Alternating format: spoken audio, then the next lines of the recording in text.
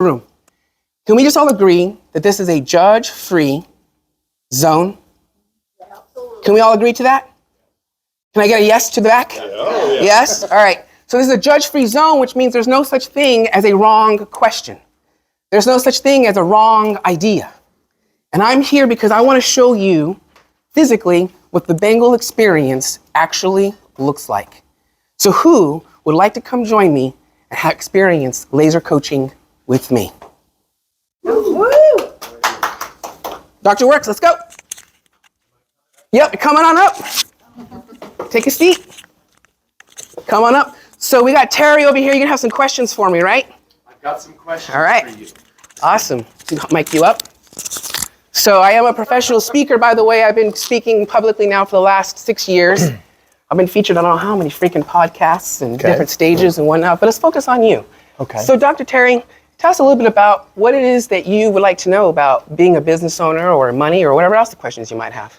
Well, I would like to find out how to keep the money that I earn so that I can use it for what's in my best interest. All right, let's define that. Do you mean your personal time? I mean your personal monies, or do you mean your business money? My business money, which is my personal money eventually, flows into my personal money. Which is eventually, and in business we call this a distribution or a draw. So what is your entity structure? Are you an LLC, an S Corp, C Corp? I'm a professional corporation. Okay, so you're a PC, which now we know we have a flat tax rate of 21% in that space. Do you know if you've been elected to be treated as an S Corp? I'm not sure yet. All right, so we'll find that out. The reason why I'm asking these questions is because the difference between a C Corp and an S Corp vastly differ in the way in which the income is reported on your tax return. In a C corporation, it's going to be stuck there, 21% flat tax rate. And you can tap into these really powerful employee benefits that are not normally afforded to an S corporation.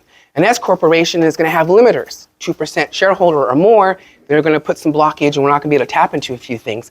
But how do you save more of your money, right? How do you put more money in your pocket at the end of the day? That's the question, right? Sure, yeah.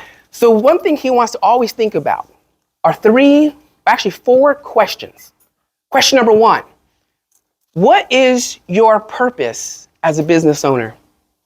To serve my patients. No, it's to make money, honey. Well. All right, so I'm gonna re-ask this question again. What's your purpose as a business owner? To be profitable enough to serve my patients. There you go, all right.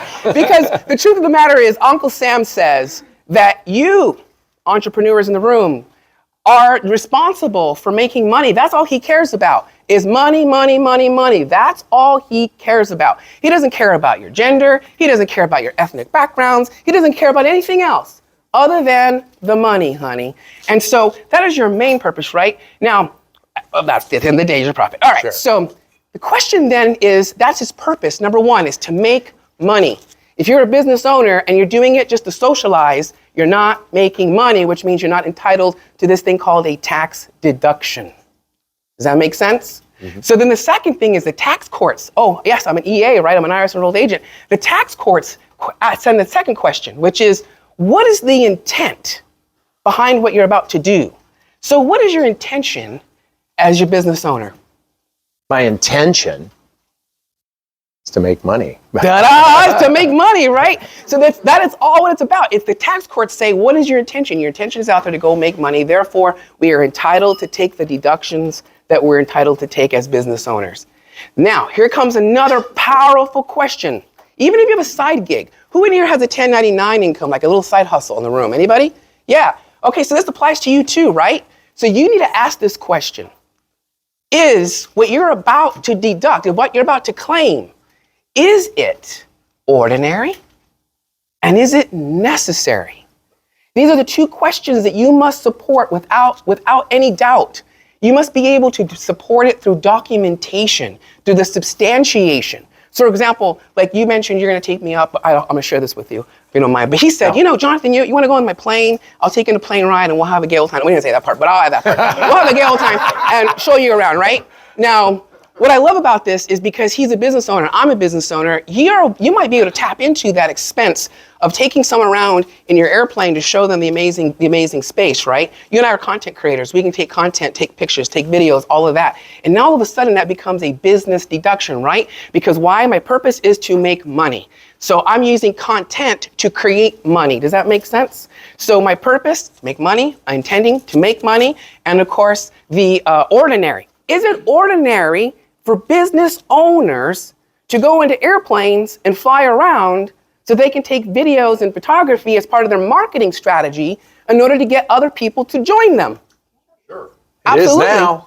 It is now, right? Right. So that's the other issue we're dealing with. And then the last one, of course, is it necessary?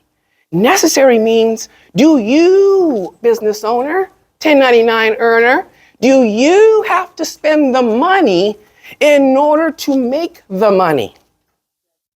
Yes, right? So, for example, again, with you, so by the way, I want to just also mention this is, again, so wait, back, yes. So is it ordinary and necessary? Is it necessary? So let's talk about you being a dentist, all right? So is it ordinary for a dentist to have expenses buying toothbrushes? Sure. Yes. Absolutely, right? Yes. Absolutely. We call that marketing. You would market Yes. that out. That's a necessary expense. Is it necessary? Do you have to buy the toothbrushes? No, I don't have to. You don't have to, but your industry kind of says, Yeah. yes. Standard. How many in here know a dentist and you walk in there into their office and what's the first thing, when you leave their office, what do they give you? Toothbrush. Thank you very much, right? So your industry has set that up. So if I was to audit his return, or if I was dealing with an audit and they audit him for that expense, the defense is, I am so sorry, revenue officer, but this guy right here has to go buy toothbrushes because his industry requires it, because it is necessary for him to do it in order to make money, and because it is ordinary for him to make money. And again, he's fulfilling his purpose and he's fulfilling his intent, right, client? Yes. And what's the answer to that? Your purpose and your intent? To make money. To make money, right? That's what he's in it for. So, Dr. Terry, thank you so much. Sure. And before you take off on the stage right now, did I answer your question? Yes. Yes, I did. And so where were you at before we had this quick little convo, and where are you at now? Well, I was curious about my intention of my business, and now I'm very clear. And I guess I'm taking you flying. Yeah! Awesome. All right, thank you very much. Thank you. Who wants to come up? Oh, right? So that is my point here, right? And that's why I wrote my #1 best-selling book.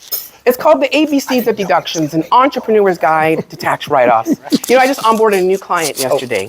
She's she's a medical spa business out of Albuquerque, New Mexico.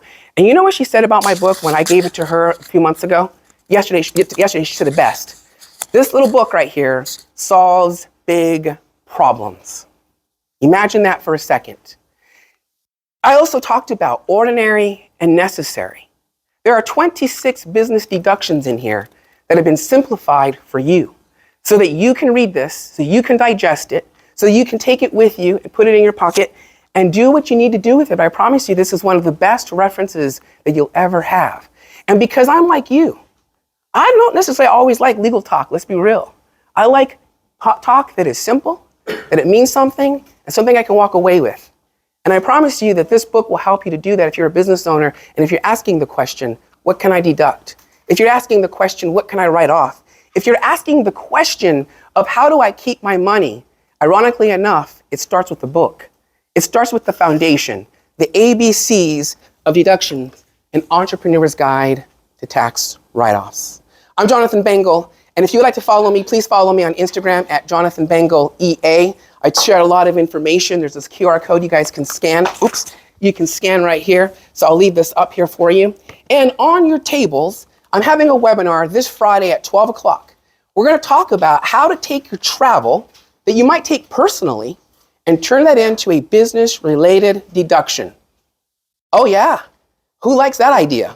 Yeah. Hell yeah. Who likes the idea of taking a personal trip and turning that into a business-related deduction so you can keep your money and spend it on yourself? Because the truth is, everyone in this room, you all deserve to have it all. Whatever you want in this life, whether it's more money, whether it's more love, whether it's more relationships, whether it's more of life, every single one of you are entitled to this. And it turns out that the government agrees, especially if you are a business owner.